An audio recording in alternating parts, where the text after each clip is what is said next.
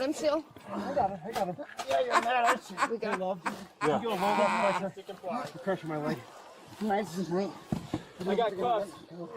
Y'all did all that for this nigga, man. I'm gonna take this. These three out there. Damn, we got zapped.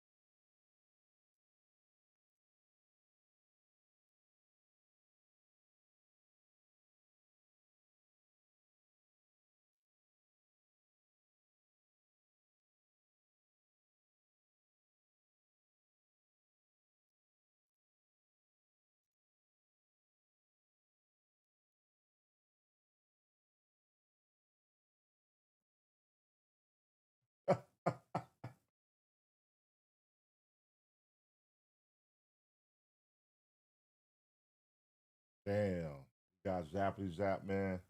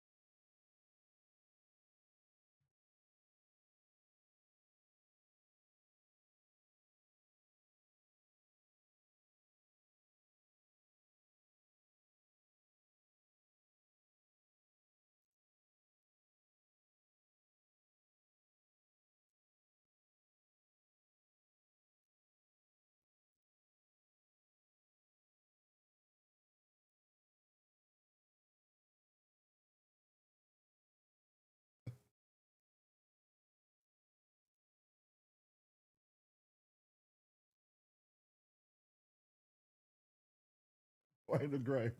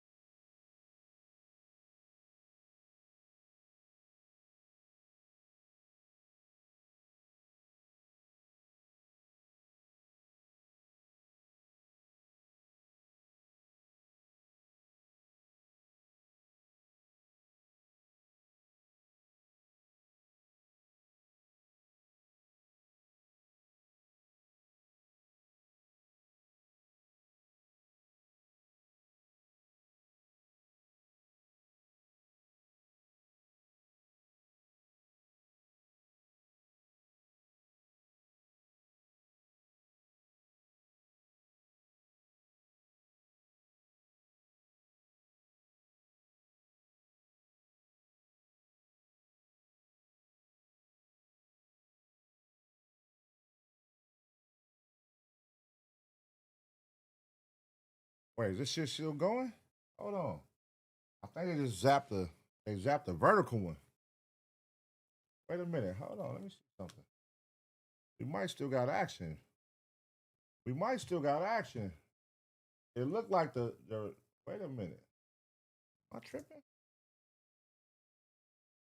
Oh, no, we still got action, bruh. Wait, what? Wait, can y'all see me? So it's still going? Okay, so they zapped one of them. They zapped the oh, they must have zapped the vertical one. Cause y'all know I do vertical and horizontal, but they zapped it.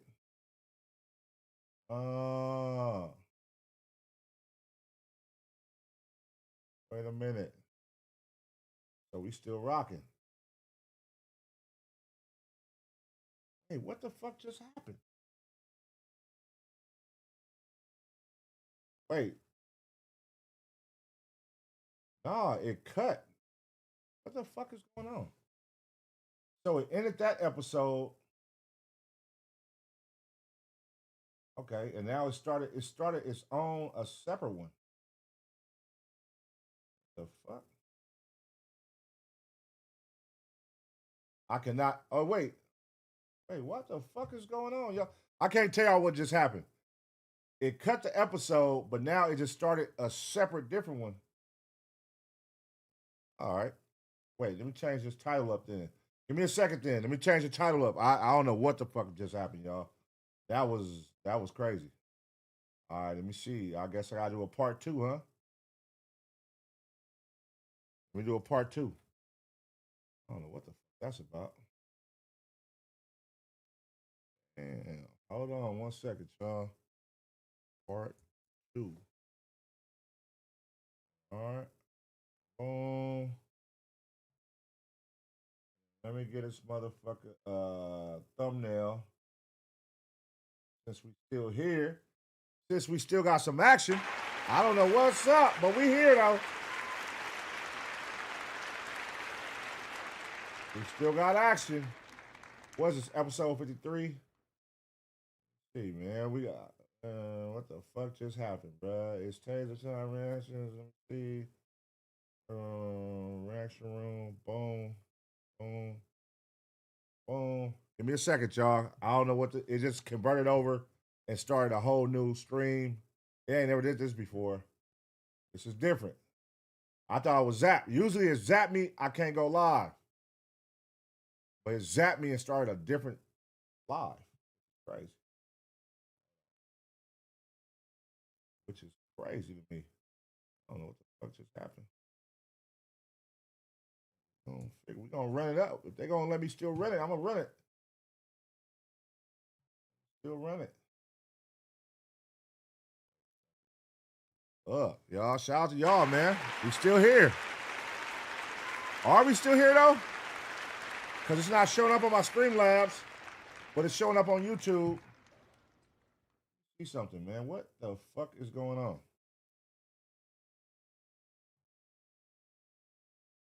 Wait.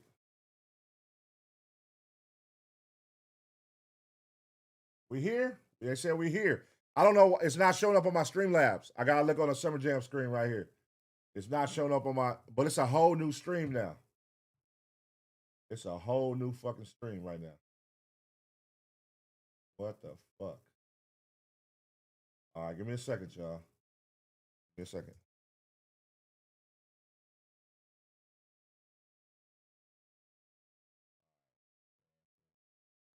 This ain't never happened.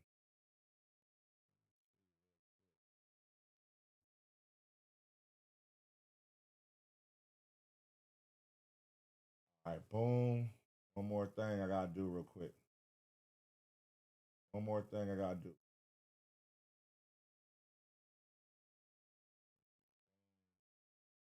Boom. All right. All right, we should be good to go. We should be straight.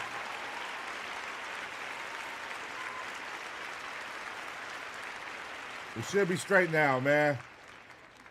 We should be straight now. Let's see. All right, let's start this. Let me see. Let me pull this back up over here. What What the fuck? It's a process. This is all the shit I gotta do before I go live, but it just made me do a whole different stream right now. All right, I can see y'all. I can see y'all again. Boom. Boom. All right. All right. We rocking and rolling. All right. Well, here's the thing. I thought we was done. I was sitting there talking in the chat. I'm like, I'm zapped. Because they did cut my stream. They cut my stream. But for some reason, usually when they cut my stream, I can't go live for 24 to 48 hours. But it made a separate stream, which is crazy. It's never done that. And here we are. So now my question is, do I finish watching the video? Because it got me zapped. It's only 5 minutes left. Or should I just skip to the next one? I should just skip to the next one, huh? It's the last one of the night. I shouldn't even risk it no more. It was only 5 minutes. I don't want to risk. Let's just go to the hour one, man. Let's go to the hour one.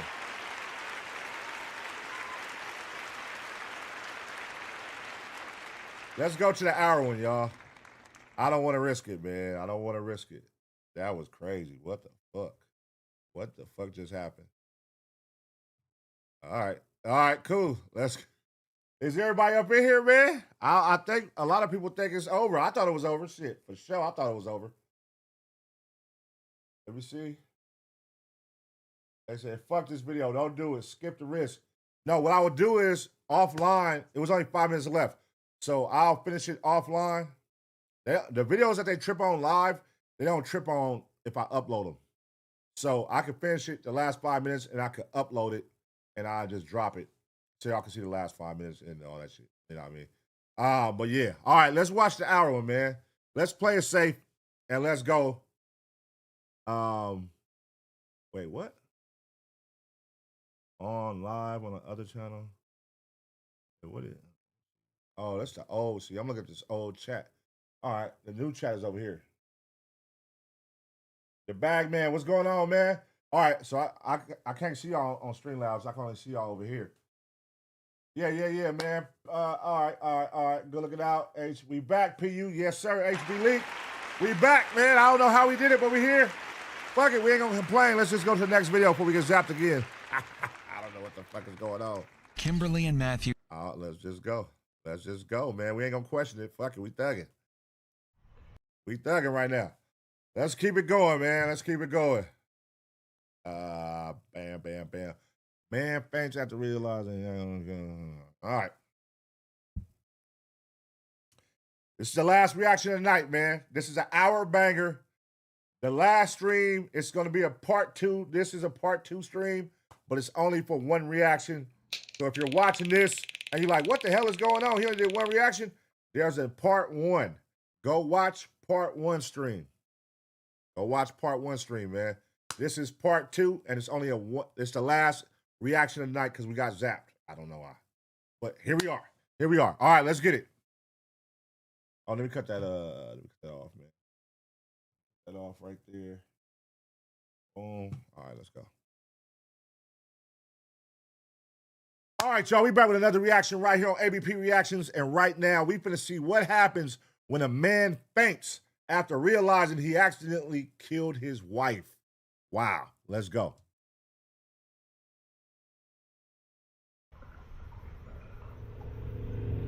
Inside this car are multimillionaire business owners Matthew Mollicone and his wife Kimberly. Matthew is seconds away from confronting the man who's been in a secret affair with his wife. Whoa. He has a plan to get revenge, but has no idea how horribly it's about to play out. Get out of here, bro. Get out of here. Stay away from my wife. I don't even know what the... Oh. Oh, you busted at him.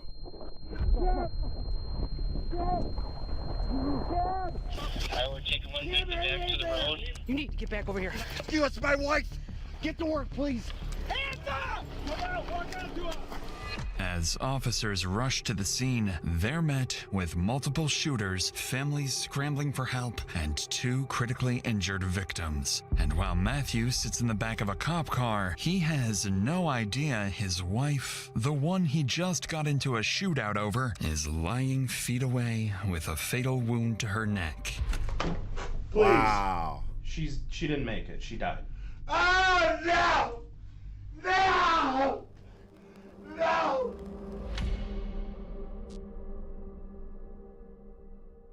The question is, who shot her? Did he do it? Sheriff's Department. Police are stepping inside the nearly 8,000 square foot mansion of Matthew and Kimberly Mullicone, arriving in the middle of a rapidly developing homicide investigation. That motherfucker chunky, man. The married couple are well-educated, successful business owners. Together, they run State Barricades Incorporated, a traffic equipment company generating an estimated $3 to $6 million annually. They live here with their 3 teenage children, and from the outside, the Mullicones appear to have built a stable, comfortable, and luxurious life. Or so it seems. Because behind these walls, someone has been living with a dark secret, one that's been buried for years, and it will soon change this family's life forever. These officers are here to execute a search warrant following the sudden passing of Kimberly the previous night. They need to document the scene, collect evidence, and piece together what led up to the incident. Sheriff's Department. Sheriff's Department. We have overlooking upstairs. Polk County Sheriff's Department. I'm gonna clear this wing. Sheriff's Department. There's another room upstairs. Inside the mansion, the wealth is impossible to miss as officers sweep through multiple entertainment spaces and rooms dedicated to leisure. But as they look deeper, grim details start to emerge. Looks like maybe drugs on the table, boss. Yeah. And there's cocaine on the table. Uh-oh. This is definitely a sign of there's a big struggle going on here. Uh-oh. In the basement, on a coffee table, officers find lines of cocaine laid out beside a straw and a razor blade. The physical findings inside the mansion are only the first hints of what's been happening behind Looked like closed a fight or something was going on. Somebody was breaking glass in that thing. doors. And the officers searching this home are walking through the opening chapter of the tragic downfall awaiting the Mullicone family. Approximately 15 hours earlier, around 7:15 p.m., Kimberly and Matthew start their night in the basement of their mansion, drinking, smoking, and using substances. This is not the first time they've done this, but this time, an argument about Kimberly's affair with another man is in full swing. Matthew believed the affair ended years ago after he confronted her about it, but earlier that day, he discovered it never stopped and that Kimberly transferred nearly $60,000 from their company funds to her lover's debit and credit accounts. Dang, he was milking her ass. Let's go, my boy. That's what I like to see. Milk her ass. Yeah, that's some player shit. 60 bands about a bitch. Around 7:15 p.m., the argument escalates physically. Matthew begins throwing objects, breaking glass, shoving Kimberly, and shouting insults. And the basement starts to look like the aftermath of a struggle. At 9:20 p.m., the couple leave the mansion in their white Jeep Grand Cherokee. Matthew has one firearm on his hip and another accessible inside the vehicle. At the same time, Kimberly's secret lover is at home, winding down from a barbecue with his pregnant fiancée, his parents next door, and his sister's kids playing outside. What? Oh my God.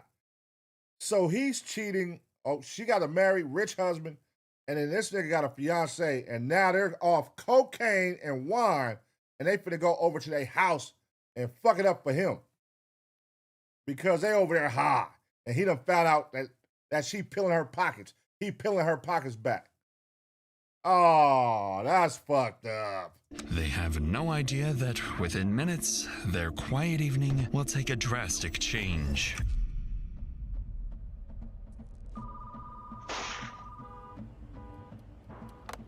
911, what is the address of the emergency? An ambulance. What is the address? House. Can you pull out What is the address? I don't know the address here. Where are you calling from? There's a house just south of 29 Mile on the east side. Are you I'm in the line of fire. Okay, where is the person with the gun?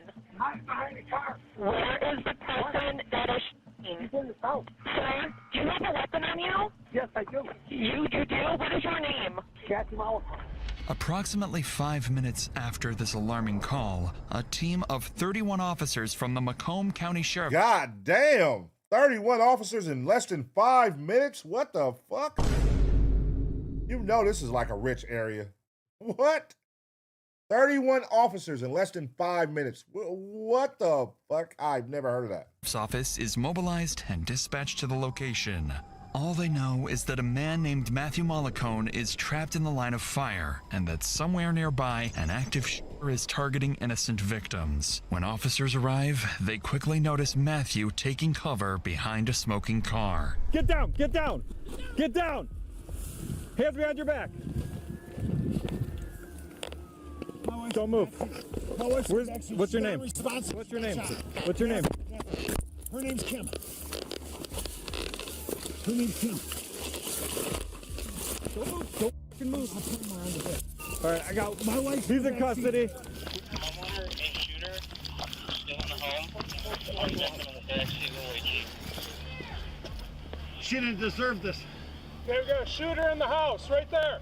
He's 30, he's 35-ish. White 35 years old. White t-shirt. Black hair, white t-shirt. What's his name? Danny. Danny. Yeah, Danny, 35 years old, white t-shirt, dark hair. Don't trust him. He carries 2 guns.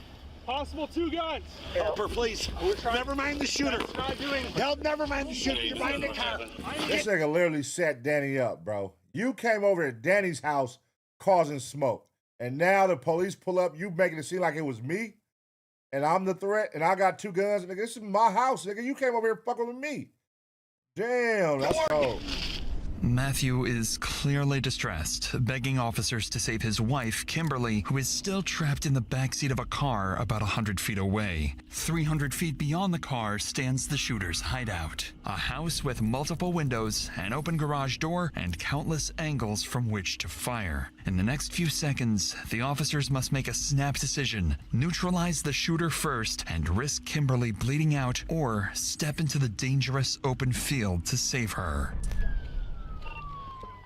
Anybody in the Jeep, step out now with your hands up! Hands up! Face away from me! Get out of the Jeep!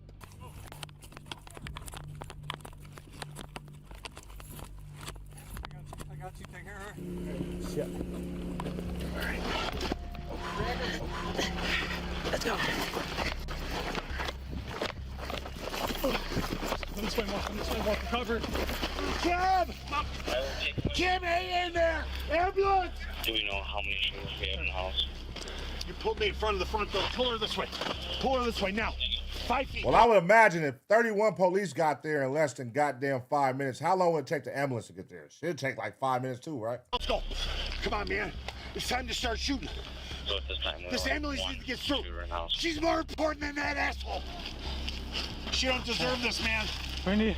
Hey, get to work, please. Please, I don't care what you know. You gotta get to work. You need to get back over here. Get to work. You to my wife. Get to work, please. Please. Please, I'm begging you. Sir. CPR something. Sir. CPR. Listen, we have an active shooter, man. I can't. I'll do it then. I need a car. Police car down this way. Need cover. Between the police truck.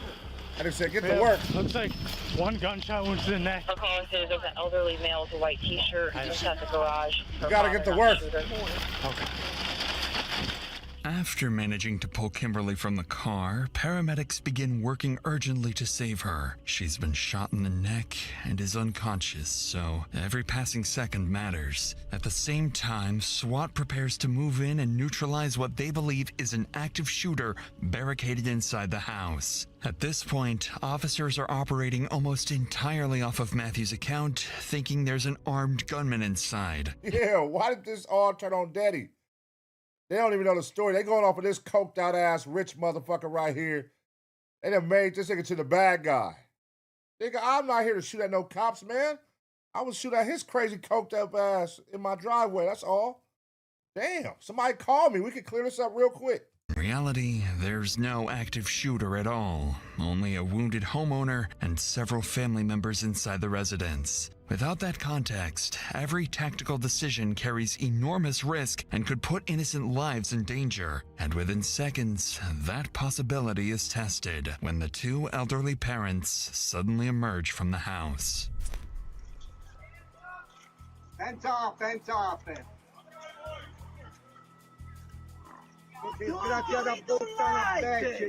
You're ruining my boy.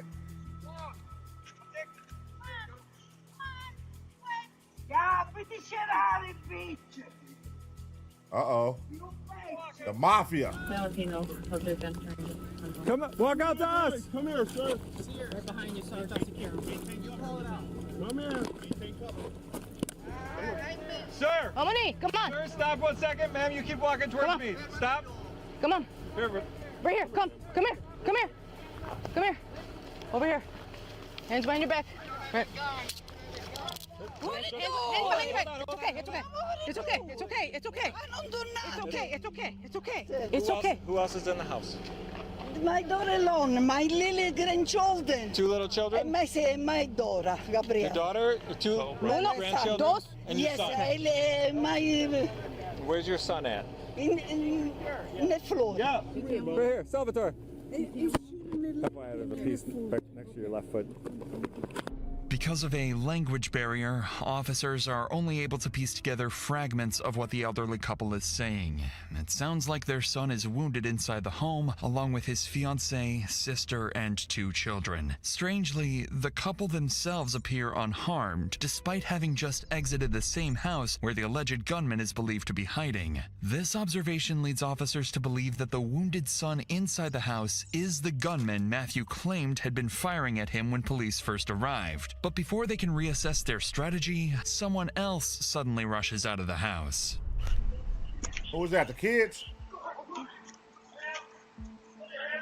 The pregnant wife? The fiance? That must be the fiance. Come straight out. Towards me. Ma'am, go to your right side of the car. Your right. Keep your hands where you can see them. With the 3 more family members out of the house, police now believe only 2 people inside remain, the elderly couple's son and his fiancée. And based on Matthew's 911 call and earlier statements, who was that, the kids? Are operating under the assumption that the son inside is armed and extremely dangerous. So officers tighten the perimeter and cautiously advance towards the house, preparing for a potential shootout. Oh, that's fucked up, man. Nobody gonna tell him he didn't do nothing? I got a revolver on the ground here. Hold that ground.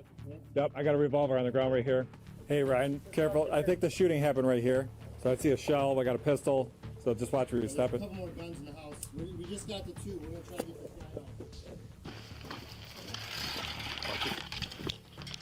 out. Sheriff SWAT! Sheriff SWAT! Show me your hands!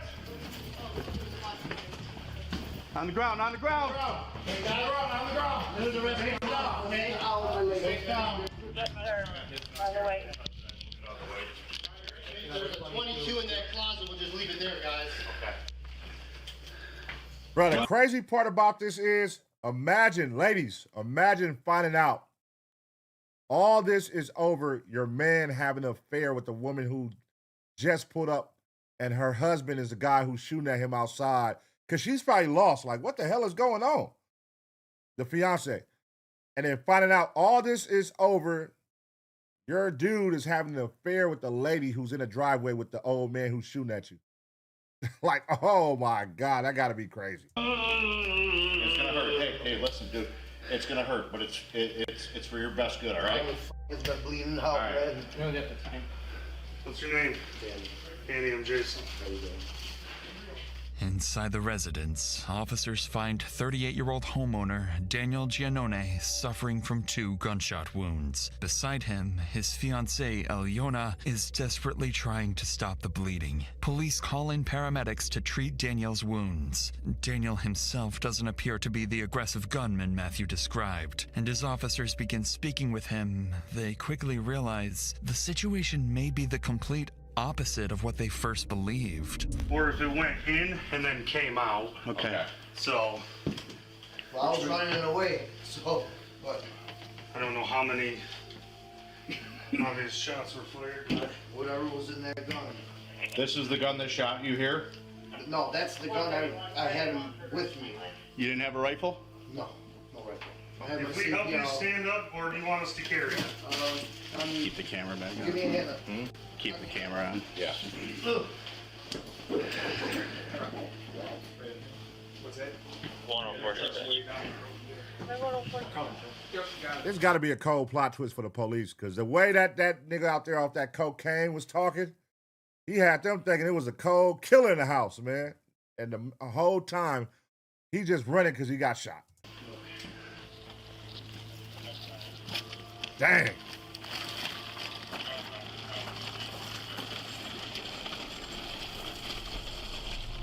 By some miracle, officers finally managed to stabilize the scene without further casualties. Following this, Daniel is placed on a stretcher and carried out of the house to be transported to the hospital. Thanks to his fiance's quick efforts to control the bleeding, he has a chance to survive. However, the outcome is different for Kimberly, as on the other side of the property, paramedics reach a grim conclusion. Damn. Yeah. No. She's dead. We got Oh. our scene going down. We can't leave her, but we can't just take her because she's. Tragically. Damn, so who shot her is the question. Which one, her husband or her side dude? Did your side piece kill you or did your husband kill you? Kimberly does not survive her injuries, leaving behind her 3 children and her husband Matthew, still unaware that she's dead. With that, the case immediately turns into a homicide investigation, and police must determine exactly what happened, as it's clear something isn't adding up. Just a few hundred feet away, Matthew is placed in a patrol car and transported to the station. Daniel's fiancée, sister, and parents are also taken to the station for questioning. Back inside the house, officers finally have a moment to breathe and begin piecing together what happened. But not for long, because they're about to discover there's an entire basement they missed during the initial search. It's completely unchecked, with something interesting waiting downstairs. What? We got enough of these. What is going on?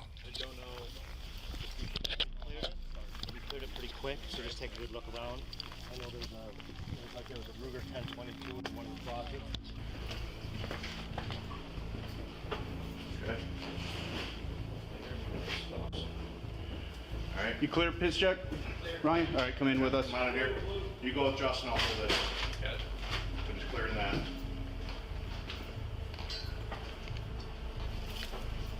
Oh, my boy growing marijuana. We got a door closed.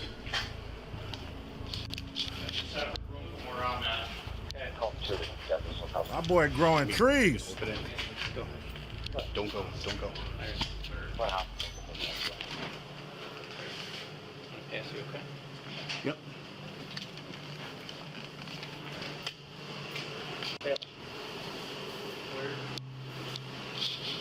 Room clear. What the hell do he got going on here? Wow. As if things weren't already complicated, the officers just stumbled upon something entirely unexpected, a seemingly hidden marijuana grow operation. But the biggest discovery is what they don't find: CCTV cameras. Officers already spotted multiple cameras around the house, making the absence of any in the basement suspicious. This exact CCTV system will soon prove crucial to solving the case. Bro, golly, man, what the fuck? You done came over here off this cocaine and you done now got a whole operation here. You done exposed. Now my fiance for the know. Oh, man, this is crazy right here. Revealing exactly how the shooting unfolded and who fired the fatal shot. Beautiful. We got cameras. He's got cameras.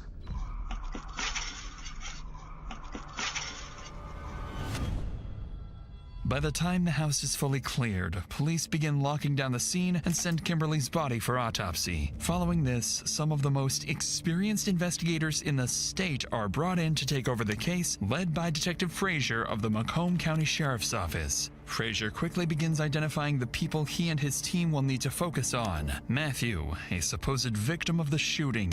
Daniel, the wounded homeowner, and Daniel's inner circle, mainly his sister, Gabriella, and his fiancée, Alyona. Damn, this has got a whole weed operation going over there that didn't expose. Man, I want to know, does the wife know about her? Do the wife know who they are? Are you familiar? Because he worked for them. This is interesting, man. This is a cold, crazy case right here. Despite the detectives' combined decades of experience, this case will push them to their limits, eventually leading to one of the most morally controversial trials in the state of Michigan, and forcing detectives to make one of the hardest calls of their careers, letting the man who fired the fatal shot walk free. It's now 3 hours after the shooting, and based on preliminary statements from responding officers, investigators believe they may be dealing with a volatile dispute between two families, with multiple shooters in the picture. So they need to determine what sparked the conflict and who fired the fatal shot that ended Kimberly's life. Right. However, there is one major problem ahead. In cases like this, look at that fupa. My boy got the fupa. There is no neutral ground. Every statement will be biased, and each person will blame the other side. Additionally, both primary suspects are temporarily off the table, as Daniel is being treated at the hospital and Matthew is too emotionally volatile to be interviewed. Still, investigators have to start somewhere, so they decide to begin by interviewing Daniel's family, starting with his fiancée, Alyona. Her account will be compared against other witness statements, looking for inconsistencies that might expose the truth. But for Alyona, this interview serves a different purpose, as she will slowly begin to realize that the man she plans to marry has been living a secret double life for years. See what I'm saying, man? This is what's so cold. She over here thinking like, what the hell is going on? Why is he over here shooting at my husband, my fiance? And now it's going to expose everything. And then now this situation is exposed that he got a grow room to the police. Like, it's so much that unraveled because of this shit. This is crazy. Anytime you want to be done, just let me know. You're not under arrest or anything like that. We're just trying to piece together what happened. As I'm sure you are as well. Yeah, I would like to know kind of like... Okay. We, like, heard, like, little shots, and I didn't, like, for a second, I was like, oh, is, like, Danny, like, scaring the chickens with, like, a fake gun or something like that, because, like, we have 6 chickens, and they always come to the front, and we're trying to train them to stay in the back. Okay. Not that, like, I wasn't concerned, but I was like, oh, maybe it's, like, the chickens, but then it was, like, shot after shot after shot after shot, and I was like, girls, like, come over here, like, stay away from the windows, and, like, and then SWAT came in, like, literally, like, hands in the air, like, I guess, you know, whatever, I don't know, I guess that's how it works, so, and then we were out, then we came out of the front door, too. Based on Alyona's words, it appears she has no clear understanding of what sparked the shooting. In reality, she knows more than she thinks. She just needs the right questions to connect the dots. There's no way. There's who's no this way. guy at your house? He said stay away from my wife, so that's gotta be either somebody he's, like, Ellie. either been with or is with right now. Ellie? I don't know. Who's he been with? I know he was with the lady, but What's her name? Kim. Okay. But as far as I know, they were like done. Okay, so why is he showing up at your house now? That's a good question now. I don't understand why she would come with him, like why she would bring him there. That's kind of weird too, though. If I was having an affair, I wouldn't exactly take my husband to the person that I'm having an affair with. Sounds like maybe things didn't end there. If this guy's showing up saying that. Great timing. Things are finally starting to make sense in the room, and it's becoming clear to detectives that Alyona's fiancé, Daniel, had a past affair with Matthew's wife, Kimberly. Yet Alyona seems clueless that the affair was still ongoing. She's convinced it ended long ago and that they were happy together again. Do y'all think that she's lying? Do y'all think she knows that they still fuck with each other? Or do y'all think she's honestly 100% truthful right now? Whether that's the actual truth remains to be seen.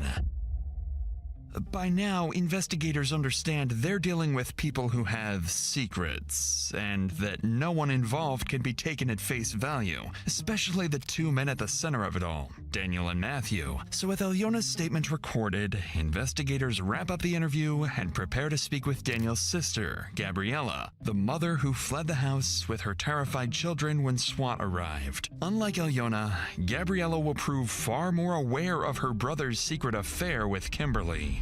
There's a lot going on tonight, and we're just trying to get to the bottom of it. This is horrifying. Horrifying this would happen in our home. My mom was inside. I could see them over at his house. My brother was barbecuing. They were hanging out. Girls were excited. DTE comes. We start having a conversation, telling me what's going on. Well, then I started hearing crazy rounds of gunshots. Like, not normal. So I look over, and I just start hearing yelling. I see this white Grand Cherokee in the driveway, a lady out of the car screaming. At that point, I had no idea who it was, what was going on. This maniac comes at me, ready to shoot me and my husband.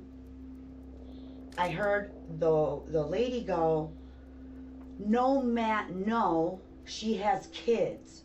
No, Matt, no." And my husband's like, what? And I dropped to the ground. I pissed myself, lost my shoes, everything. Were you able to see where Dan came from? I don't know for certain. My brother has a CPL. He didn't have it on him, obviously. We were home. Who would think that something like that would happen? I'm assuming he ran in, grabbed his gun, and came out. Okay. To defend himself. He normally carries a gun? He has a yes, he always has his concealed pistol on him, always. Okay. This is something a crazed lunatic would do to a family. Naturally, Gabriella takes her brother's side, claiming Matthew was the aggressor and insisting Daniel acted purely in self-defense. However, this version of events will later be called into question once detectives finally get their hands on the CCTV footage. For now, though, Frazier shifts the conversation to Daniel's secret affair, hoping to uncover whether Daniel could have killed his own lover, worse yet, in front of his own children and family. I like that they showing us all this, even though they got the film, they could just go straight to that and give us the instant, you know what I mean, answer to what happened. But let's keep watching, because I'm interested in knowing who shot the woman and who was the aggressor. Because I'm assuming off coke he came over here tripping, but what if he wasn't tripping? He just wanted to talk. Let's find out. As far as Dan goes and this fella that shows up, have you ever seen this guy before? I have seen him once. My brother Dan and Kim Malakan. The reason why I found out who Matt was is because I saw her. She's like, "Matt, no," and I knew that was her husband. So I knew that she had relations with my brother years ago. I know that she's had a tumultuous relationship over the years with her husband.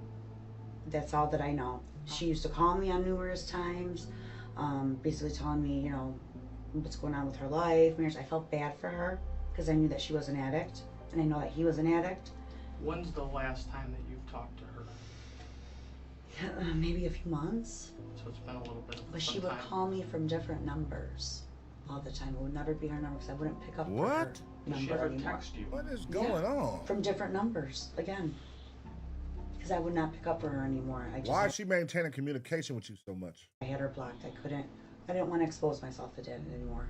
I didn't think it was appropriate. My brother knew that. Like, what happened today is, I know is wrong, and it's inappropriate. Yeah. Highly inappropriate. Yeah, I understand. And mortifying. And my children would be exposed to this. I'm very disturbed. Yeah, okay. And that's rightfully so. I mean, and my parents, and my 80-year-old dad, and my 76-year-old mom. I feel like I'm in a movie right now. Yeah, me too. What about that grow room? Who grow room is that? Is that the family grow room? Is that Danny's grow room? Is that him and his wife? Because y'all know about it. Obviously, y'all live on the same property. This is where it's so many twists and turns in this story right here, but let's keep watching.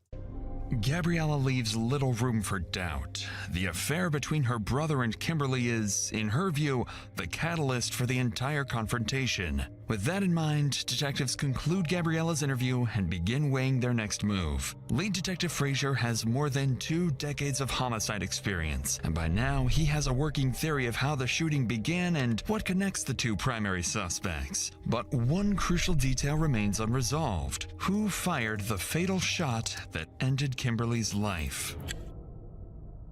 Approximately 6 hours after the shooting, investigators receive a critical update. Daniel has stabilized and is asking to tell his side of the story. An hour later, officers wheel Daniel into the interrogation room. He appears visibly shaken and still in pain. There's a gunshot wound above his right knee and another injury on his right foot. Just hours ago, he was bleeding inside his own home, with his family only feet away from the deadly crossfire. The whole thing lasted seconds, but in those seconds, everything changed. And it's moments like these that you can realize just how fast your life can change. In January 2021, 62-year-old Lewis Brown was driving to work at his job as a deli meat cutter when another driver pulled out into an life forever. Instead of jury verdicts, and 35 years for their the resource else's negligence. All right, hold on, y'all. Hold on.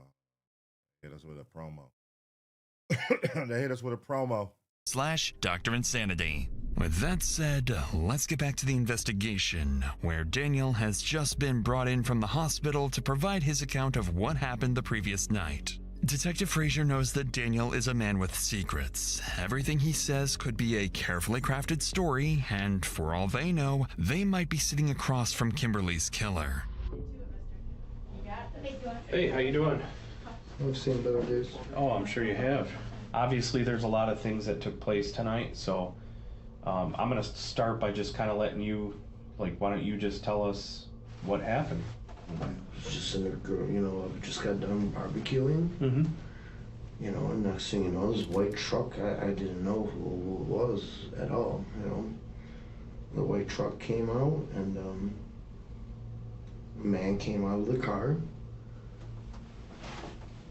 Came towards me. I didn't know who it was, you know. I had my business truck outside. I figured, you know, somebody wanted something, but he came to me pretty aggressive. And from that point on, like, it's just like a daze for me. And he, like, you know, he like showed me his gun, you know what I'm saying? And I had my weapon on me, and oh, you did? You know, I'm like, leave. And next thing you know, like, you know, he's ready to fire shots at me. So he's saying he had his weapon on him. His sister said he didn't have the weapon, or his girlfriend, one of them said it. He didn't have the girlfriend. He normally carries his gun on him, but he didn't have it on him. And he ran in the house to get it. So, okay. Who fired the fatal shot? Who do y'all think?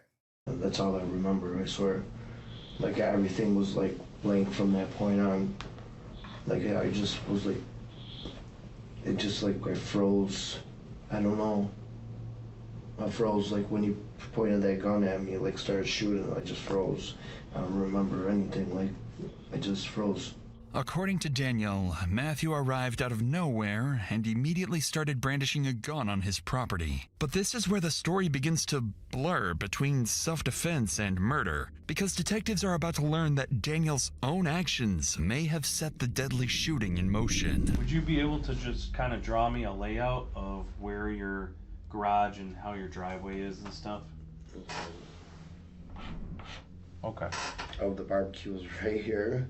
Because I just got done barbecuing. The work van was right here. Okay. So this car pulls up right in the freaking driveway, like he owned the house. Okay. So that car pulls up and you're outside. I'm outside. I'm in between the garage, like inside the garage. Okay. He comes up there. Stay away from my wife. I'm like, what are you talking about? And then all of a sudden, like, it hits like a light bulb. She comes out of the car, and he's like, you know, he's brandishing his gun when he's walking up, like he's about to shoot me. Like, what do you mean by that? Like, he had his gun, like he was pulling it up, like you look like he was ready to fire. He's like ready to fire, and you know, he's ready to grab his gun, and boom, I shot one in the air. Huh? I'm like, get the f out of here. You shot one in the air? Yeah, because he was gonna pull his gun out, and he looked like he was about to leave. The bastard started firing shots, and I ran out, and I ran for my life at that point. I'm out of bullets. So then I'm running around the house. Wait. You out of bullets. You said you only shot one shot. Where the rest of the bullets at? Oh, so you left that part out. When you was running for your life, you was shooting. Okay, you left that part out. Got me. He's firing at me at the corner of the house. I had another firearm inside the garage. So you grabbed that second firearm? Yes. And what is it? What kind of gun is that? It was a Glock. Okay. So it was a 27 compact. Okay. This is the time that you need to get this out, okay? We don't want to go down the road and you be like, oh no, I said, Everything was on surveillance camera. Okay. Everything is on surveillance camera. I'm going to tell you like what I remember, because after those shots were being fired at me, like I just don't remember anything after that point. So like I just like panicked. I panicked when he started shooting at me. Like I panicked. I just wanted him to leave. What Daniel has just revealed is exactly what investigators have been waiting for. During the house search, officers observed multiple cameras positioned around the property, pointing directly towards where the shooting occurred. Detective Frazier knows he needs access to that footage, but he must wait for the right moment to secure Daniel's cooperation. Up to this point, Daniel has presented himself as nothing more than a victim, claiming he fired only a warning shot. Yet, something about his story isn't adding up. Throughout the interrogation, he never once mentions the other person in the car, Kimberly. Detectives already know about the secret affair from speaking with Daniel's relatives, and they're not about to let him off the hook. So Frazier begins to apply pressure, forcing Daniel to drop the act and expose one of his secrets. Well, let's get into a little more detail leading up to the point where you froze. Well, I saw like the woman come out of the car, and I'd known this woman, you know what I mean? I didn't know she was married or anything, you know? So here's, I'm gonna tell you right now, Dan. Some of the questions that we're asking you, right? We might already know the answers to some of them, right? I know and I'm not trying. This is your job. I'm not trying to play games with you, and I'm not trying to act like I know something you don't, I'm right? trying to go home and get this done as possible. So here's the deal, Dan. I wonder if he know they. I don't think he know they found the grow room yet, but they still got to figure out the first part, the murder part. Damn, there's a lot of shit going on in this goddamn video, man. But this is a good one. You know, obviously Kim was somebody that you knew, right? Yes. And you knew her on a personal level. Yes. Can you explain that to me? I've known this girl for quite some time, and ever since I met my wife, I just parted ways. Okay. You know. I'm trying to put this together. We did get the information. We know that you had relations with her. Let's go back. I've had, right? But what I'm trying to figure out is why tonight. That's what I'm trying to figure out. Right, Danny, what happened recently? Why would this come to fruition tonight? That money, man, that money. On everything, I have no idea, because that's what my wife was telling me, what is going on. I don't have any calls from, like, I don't call her, period. Now, I know in the past, your now fiance had some issues with her. Yes. Do you know if maybe these two started talking recently, or has she alluded to that maybe? Do you know if Kim knows that you're having a baby? I don't know. It's just Tuesday night, 9 o'clock at night. Why now? Why now? That's the same thing I'm trying to get at, because I haven't been there in a long time. It's already been 2 years that was done. As soon as I met this girl, I was done. I'm like changing my life around, man. It's evident that detectives are onto something here. I don't know, man. Danny gives me liar vibes, y'all. My boy give me liar vibes. I ain't gonna lie to you, man. It seems like he just trying to rush, keep the answers nice and sweet and short, so he could go home and they know more than what he think they know. And I hope he's aware, because we all know, you know what I mean, in this climate, you can't lie about shit, man, especially with these phones. If y'all been talking, y'all been fucking, they're going to be able to pull it up and find out on these phones, man, and the emails and all that type shit. And then on your surveillance camera, there's a lot going on. Daniel insists he hasn't seen or texted Kimberly for 2 years, something that can easily be verified once they access his phone.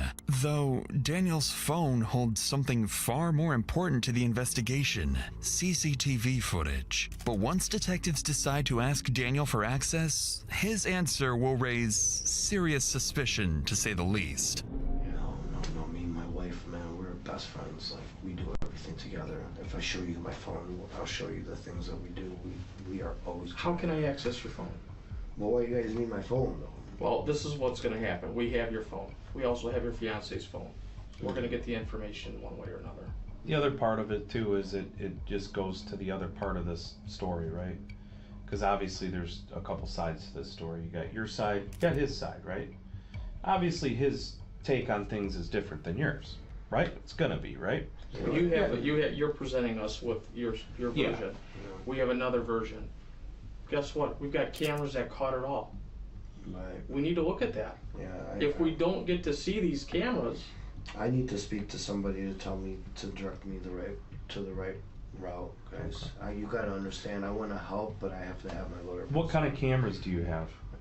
I have Ring cameras. Ring cameras, yes, and they're surrounded. The you whole house. you said it caught the whole thing, right? And it should have, yes. I know what you're doing, Danny. You want to watch this first and make sure that it all adds up. No, I'm telling you guys 100% truth, guys. Honest to God, I have nothing to hide. I want to help you guys, but now, like... Are you worried about it? Absolutely not. This man came to my house. I mean, this man came to my home. Are you into some other illegal activity that you're worried about on your phone? Absolutely not. No. Like, I know you have a grow. I have my license for it. I gotta speak to somebody. If I could speak to somebody, one of my family real quick. members. Man, hold on. He said he wants to speak to a lawyer. Y'all keep asking him questions, bruh. You gotta cut it right there. He said, I want to speak to a lawyer. Y'all keep pushing. Come on. What the hell, like, Real what quick, I bud. should do? I do want to let you know something though in this situation. Kim, she's dead. So she was struck by a bullet and she's dead. So, I mean, apparently nobody told you that. I don't know what the hell happened if he hit her. Did anybody tell you that, Danny? Okay. So maybe this will shed a little bit of light of why we have to do our due diligence here, because somebody lost their life. He came to my house. I did nothing wrong. We're just trying to make I did nothing wrong. I did nothing wrong. They came to my house, man. He did it. He did it. He did it. That look on his motherfucking face told it all, man. God damn it. That was that lying ass look right there. Like, no, I didn't hear nothing. He probably remembers that vividly. Like, what if it's a plot twist like the girlfriend shot her? That would be cold. Damn. I had my nieces, and this guy is shooting at me. Fucking 17 fucking shots. Needless to say, this is not what investigators were hoping for. Even after Detective Frazier brings up the marijuana grow operation in the basement as leverage to encourage cooperation, Daniel quickly clarifies that everything is legal and refuses to grant access to his phone without an attorney present, effectively forcing them to end the interview. With Daniel's refusal, detectives become more certain than ever that there's something on that phone he doesn't want them to see. Yet, the only other way to access it is through a search warrant, something far easier said than done. Now, it's Daniel's word against Matthew's, a development that complicates the investigation significantly. The CCTV footage could have been crucial during Matthew's interview. With multiple cameras around the house recording 24/7, the answer to who fired the fatal shot lies somewhere in that footage. Despite this setback, detectives settle on a strategy. They decide to hold Matthew overnight, time that may pressure him to break and reveal how the shooting really unfolded when the interview begins. In the meantime, officers obtain a search warrant for Matthew and Kimberly's home and head there, hoping to find anything that could help guide his interrogation. Whoa. When officers arrive at the Mollicone residence, they're initially met with signs of wealth and comfort, but that impression fades quickly once they step into the basement. Is it just the rifle on that table?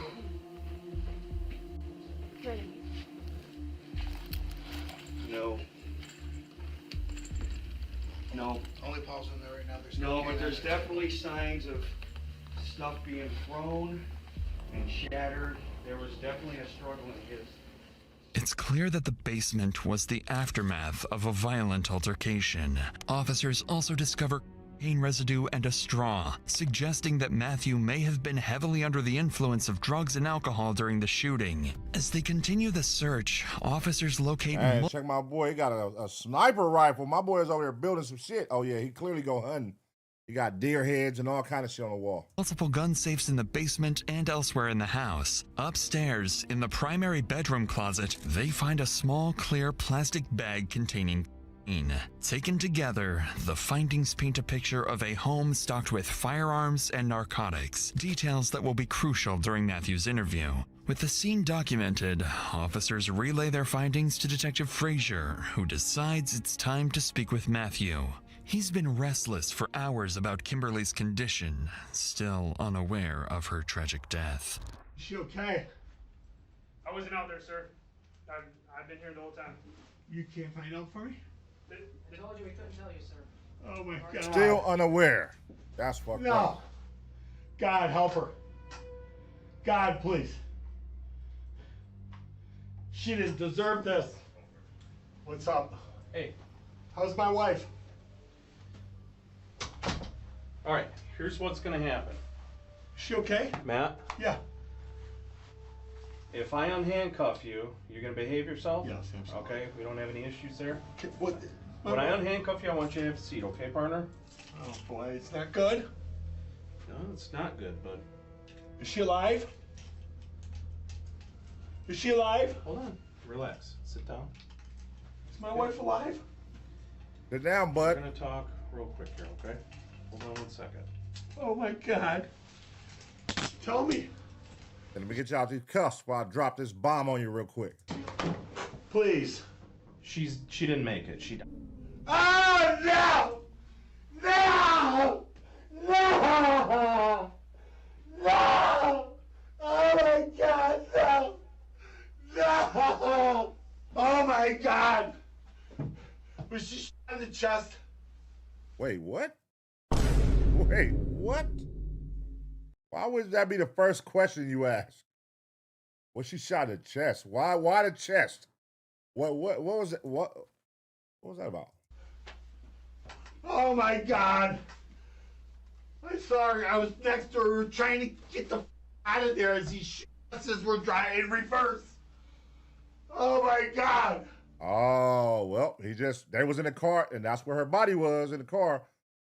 So he was shooting at the car and shot. So, he did it.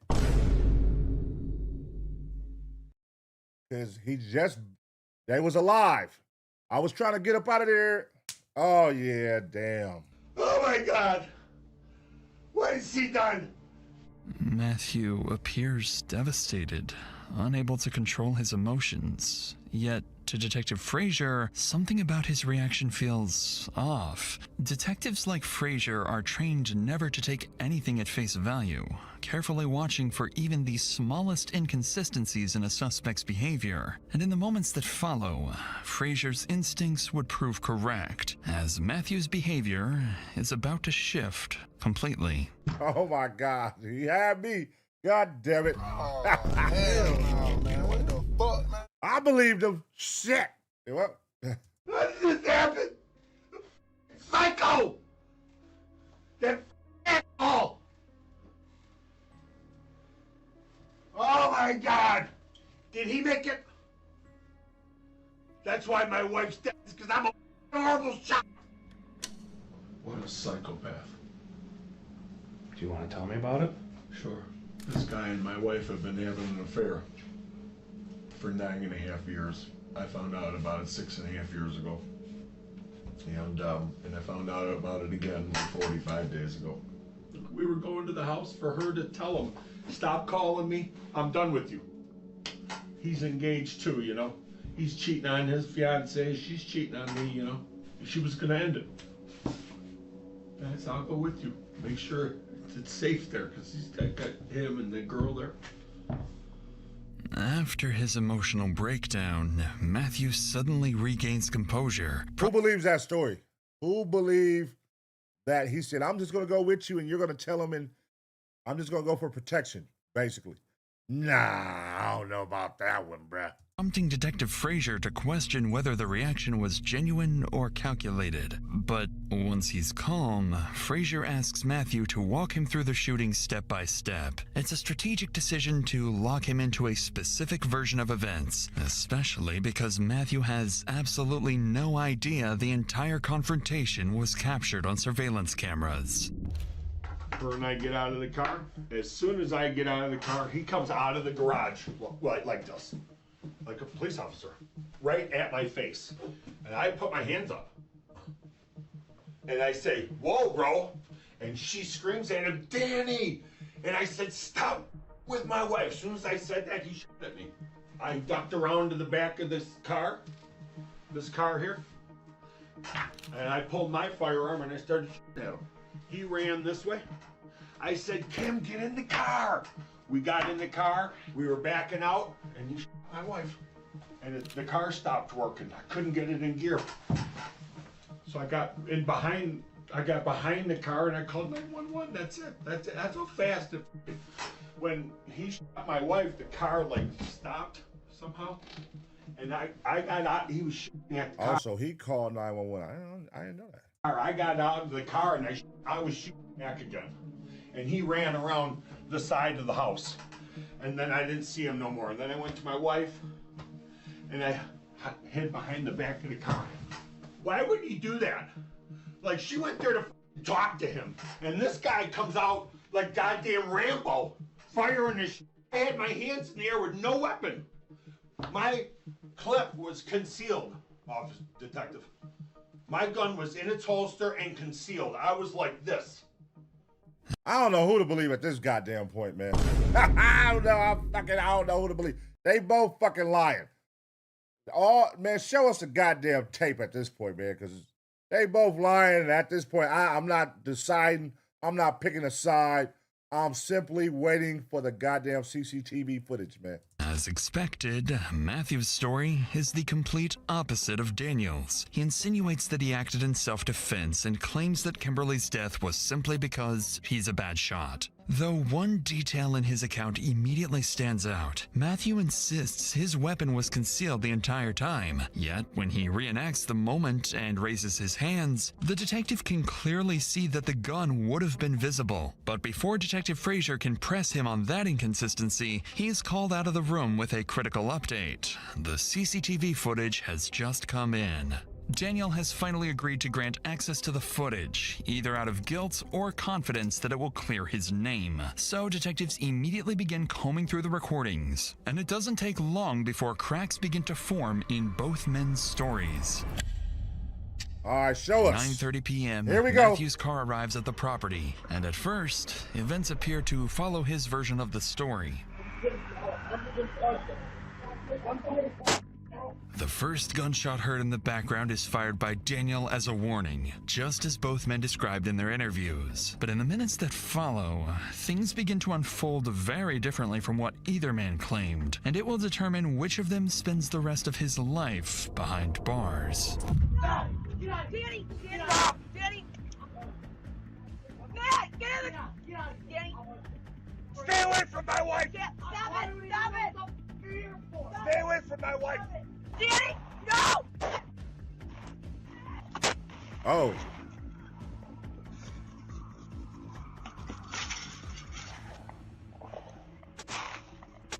Oh, he busting on him.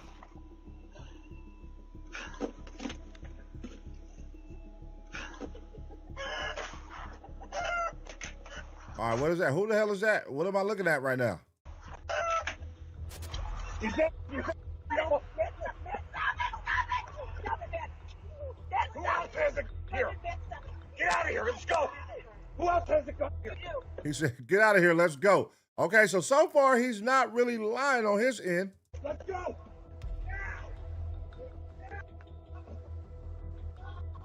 Now he said Danny's gonna start shooting at the car. Get out of here! chaos as both men exchange gunfire. A single bullet tragically strikes Kimberly, and although Matthew was clearly the aggressor, the fatal shot came from Daniel's weapon, complicating the investigation and making it harder to determine who is truly at fault. Armed with this new evidence, Detective Frazier returns to the interrogation room, ready to apply more pressure, knowing the CCTV footage has completely dismantled Matthew's version of events. Told you it was Daddy. Wait a minute. Hold on. Let's keep watching, though. Let's not make no early assumptions. Let's keep watching. And in the next few moments, Matthew would unknowingly dig himself into a grave. Were you guys drinking today? Yeah. Okay. How about drugs? Were you doing any drugs? What were you doing? A little cocaine, marijuana. Okay. So you're doing cocaine, marijuana, doing some drinking, and you decide to go up there with her. You're pissed. No. Yes, she was. You weren't mad. Some guy's boinking your wife. Detective. And you're not mad about it? I've known about this for 6.5 years. Right. I was mad. And now, you were told it was cut off, right? No. And then today you're told it's not cut off. 45 days ago I was told it's not cut off. And you're saying your wife was driving, and your wife was in that driver's seat every time you guys went to leave, went to do whatever. You're saying now that your wife was in the driver's seat. Yes, she drove there, and she got in the driver's seat and put it in reverse. To back up. Correct. But the car wouldn't. What happened with the car? I don't know if we hit something. It was smoking. Maybe he shot it. I don't know. It wouldn't move. What do you mean you were? What is that? I had it in reverse, and it felt like it was stuck. Wait, you had it in reverse. You just said she was driving. Either in some mud. Mm-hmm. It wasn't going. And then it started smoking from the hood. And when I saw that, I got out of the car. So you were, it was like, was it like, you had it in gear, but you were stomping on the gas? When Kim was, she fell over to the side. He's at us at this point. I hop from the passenger into the driver, turn it, and it won't go. And I'm like this, you know? Mm-hmm. And it won't go. So then finally I put it in park and I get out and I go behind the vehicle, and that's where I called you. Wait. That's too much. So how did you get her body out the driver's seat so fast? To be able to jump over there and press the gas and lean over and all. I don't know. This is it. This is crazy. In a not so unexpected turn, Matthew admits to taking beforehand, something detectives already knew after searching his house. It's at this moment that Detective Frazier would finally confront Matthew with the one piece of evidence he can't talk his way out of. I don't know anybody that's gonna buy this. I wasn't mad. I went there like all cool, all great. Just thought it was gonna be a, you know, I'm sorry, but I don't believe that for a second, Matt. And I don't think anybody else does either, because it just doesn't make any sense. Well, that's going to be easy to prove your theory wrong. Go check for blood in the garage or a bullet hole in the garage. Also the cameras. Okay, there you go. Beautiful. We got cameras. He's got cameras. Does he? I can't tell you all that. Well, I hope he does. You better. You'll look for those, correct? We gather all the facts. Okay, good. Everybody's got a story, right, to tell. I hope he's got cameras. You know, the problem is that you drove up there in that driveway. And all right. So come on, man. A nigga is boinking, like you said, boinking your wife. Any man is going, like, this is when your ego is at an all-time high. That's like one of the highest forms of disrespect. Another man fucking your girl. Like, nigga, and then on top of that, you find out that your girl is sending him money from our account. Oh, nigga, it's all the way over. And now you over here intoxicated, you drunk, you high, and you know what I mean? You smoking weed, you doing coke. Man, I'm finna kill this nigga. You know what's gonna happen. And that started this whole chain of events. What's illegal about that? One of the cameras you know, those Ring doorbell ones. One of the cameras was pointing right where you guys were. Okay, good. And you're telling me right now, this is true. You'll see. You're saying this exact story is true. What you described to me. Yes. I hope. And that's it. You're not leaving anything out. That's how quick, and that's what happened. I don't know how this is going to play out. I really don't. The truth prevails. Hopefully it does. With the evidence laid bare, Detective Frazier concludes the interview. Now he and his team need to do their due diligence before making the hardest decision of the entire case. Who, if anyone, should be charged for Kimberly's death? In the days that follow, recorded jail calls capture Matthew sounding confident he can beat the case, insisting the truth will clear his name. Hi. Hi. Hi. Love you guys. Love you. I miss you. Miss you too. I'm gonna get all this situated. I'm gonna get home to you soon, okay? All right. Thank good. Man, I know that's some shit to go through as a kid. They say they got 3 teenagers together, and then your mom get killed. Your dad is in jail for possibly being the one who killed your mama, and that your mama been cheating on your dad for the last, 9.5 years. Like, imagine having to go through all that as a teenager, and nigga, God, that's some crazy shit. Good. I got the truth, I got God, and I got the best lawyer in the state of Michigan. So I'm going to get home to you guys soon, all right? All right, Dad. Sounds good.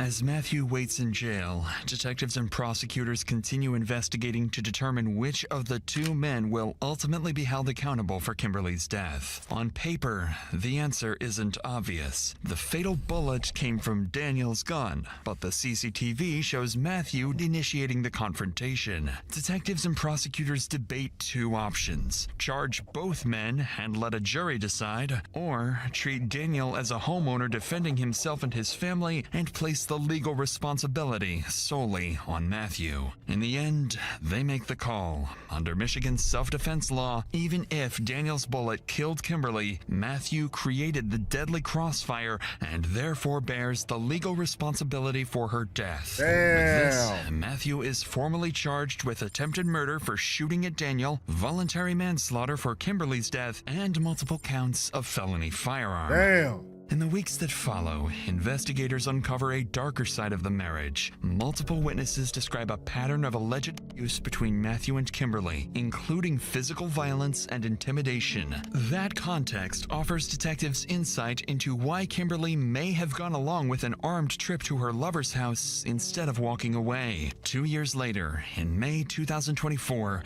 Matthew's jury trial begins. During the trial, the 2 sides present very different versions of the same shootout. Matthew's lawyers argue self-defense, claiming Daniel was the one who came out armed and aggressive, forcing Matthew to fire back and protect himself and Kimberly. They portray him as a devastated husband and a father who snapped under emotional strain. The prosecution frames Matthew as a jealous husband who armed himself, consumed drugs and alcohol, and drove to Daniel's home looking for a confrontation.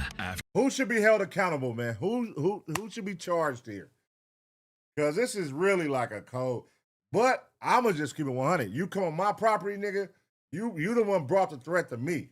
I'm chilling having a barbecue with my family. I have the right to respond, nigga. If you shoot at me or whatever, I don't give a fuck. You set foot on my property tripping, nigga. Whether I want to shoot in the air and then you shoot at me and I shoot back, whatever the case, nigga, you on my property, brother. I was chilling. It's a Tuesday. I'm with my family. I'm with my kids. Why the fuck is you coming over here intoxicated for one? You know what I'm saying? With your wife and acting like you wasn't mad. You was mad, nigga. After an 8-day trial, the jury rejects Matthew's full self-defense claim and finds him guilty. He is sentenced to a maximum of 40 years, with parole possible after roughly 18 years. Meanwhile, Daniel Giannone, the man who fired the fatal shot, is ultimately released without charges. Damn, my boy won. Hey, my boy won. Nigga, I shot my side bitch. That just made my girl happy. That's fucked up to say, but it's true though, right? Because you know the nigga, like if this the woman that you think your husband is cheating with and you knew he had a relationship with before you, and now he killed her, that's like a sense of relief for her. Like, woo, not worry about her no more. You know what I mean? So he got that out the way, but then at the same time, it sounded like he was peeling her pockets back for some years. So she was probably funding a lot of the stuff he got going. That could have been his plug, you know. She got the millionaire company, multi-millionaire husband, multi-millionaire company, doing it up. Yeah, man, I don't think that was wrong at all. Yeah, for sure he should have got off. The Denny guy, you came on his property tripping. You came over there drunk, intoxicated, high. You know what I mean? Being Captain Save-A-Ho. Yeah, nigga. You for sure. I got the right to respond and bear arms and protect my property and protect my family.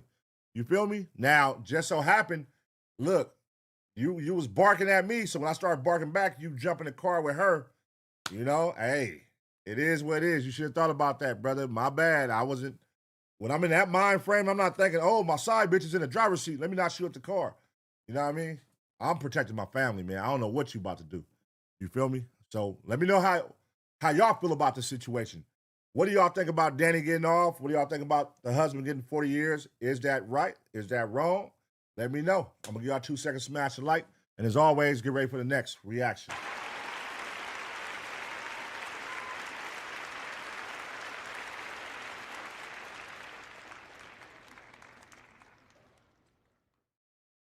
All right, man. All right, that was the last one of the night, boy. We banged out.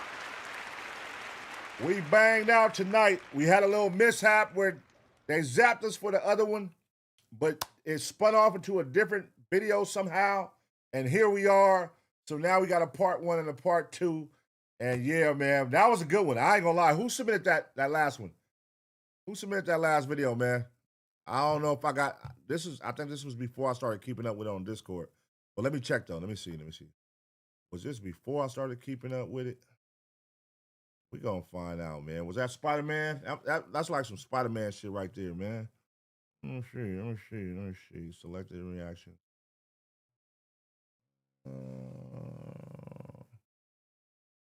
Let's see. That could have been. I don't. Oh, here we go. Who submitted? Oh, Sonny Monet. Sonny Monet. Although a couple people sent it. A couple people sent it though, so don't get it twisted. But Sonny Monet, that was the first one who I seen. That's where I grabbed it from, man. So shout out to Sonny Monet, man. You feel me? Appreciate you. Missed the episode, but here to support. Keep doing your shit, pun. Hey, thank you, Johnny, with the $99 dono, $100 dono.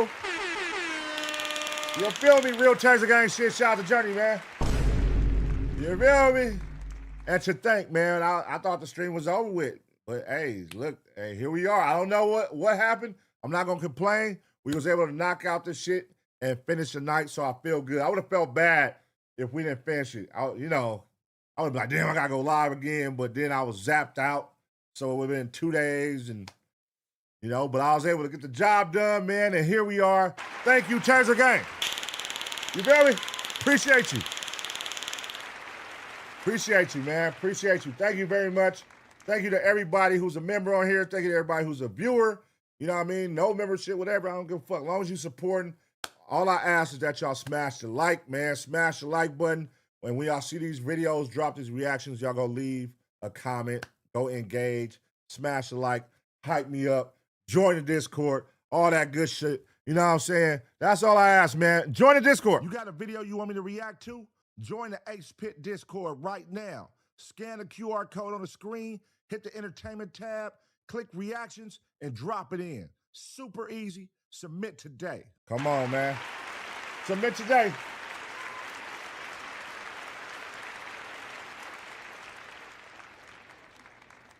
Submit today, man. And before we go, man, let's see who holding it down right now. Let's see, man. Number 7, Seb Calderon. Number 6, MJG.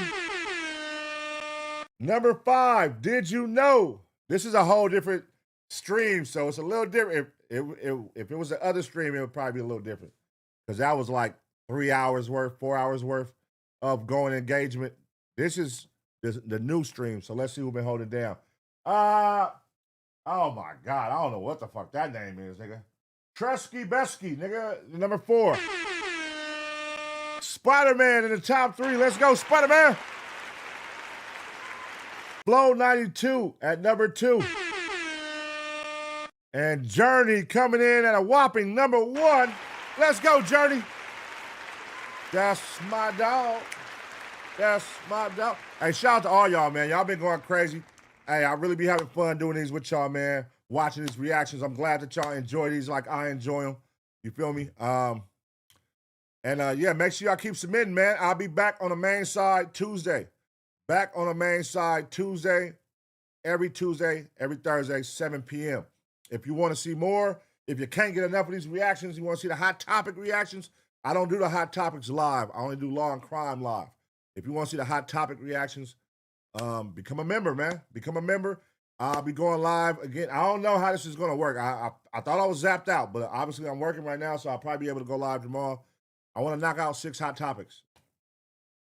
Man. So I'm going to go live at some point tomorrow.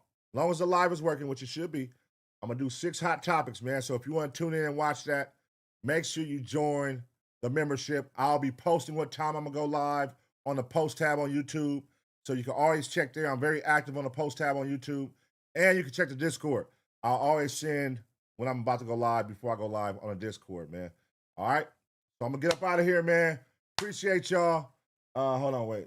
Let me make sure I can see the chat over here. Appreciate y'all. I'm going to get up out of here, man. I would stick around. You know what? Fuck it. I'm going to do 2 more reactions, man. I'm going to do 2 more, man. No, I'll fuck with y'all. Hell no, man. What the fuck? I'm getting my ass up off this motherfucker. I'm tired of the bitch, man. I'm gone, man. Love y'all motherfuckers. Till next time, smash a like, leave a comment, go crazy, all that good shit. Love y'all, man.